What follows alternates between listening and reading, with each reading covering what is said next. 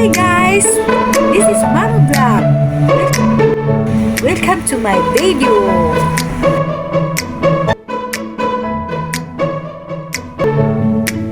Visita ko kapatid ko Keylord.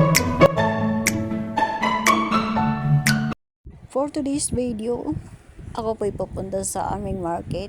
Ako ay may bibilhin lang guys. So guys, ako po'y palabas na ngayon. Papuntang highway. Ito na nga guys, nakasakay na po ako sa Badya. At nagbibiyahe pa rin po ako ngayon. So guys, nagbibiyahe pa rin po ako at malapit na rin po makarating. So guys, ito na po ang aming palengke.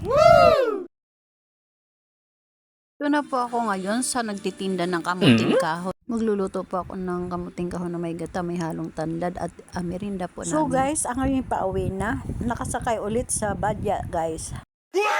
Balatan ko ngayon ang kamuting kahoy guys. At guys, nakabalat na at ito na po yung gata. Magprito po ako ngayon ng tilapia. Ito po natin sa kamuting kahoy na may gata. Mayroon po akong bisita ngayon, si Ate Jo. Ito po ay mahalagang tao po sa amin at ito po ay pangalawang magulang namin dito sa lugar namin. Ayan po, salamat sa iyo Ate Jo at binisita mo po ako dito. You're welcome. Isa ka rin sa buhay na noon ay natulungan namin at ikaw naman ngayon ang tumutulong sa amin. Salamat.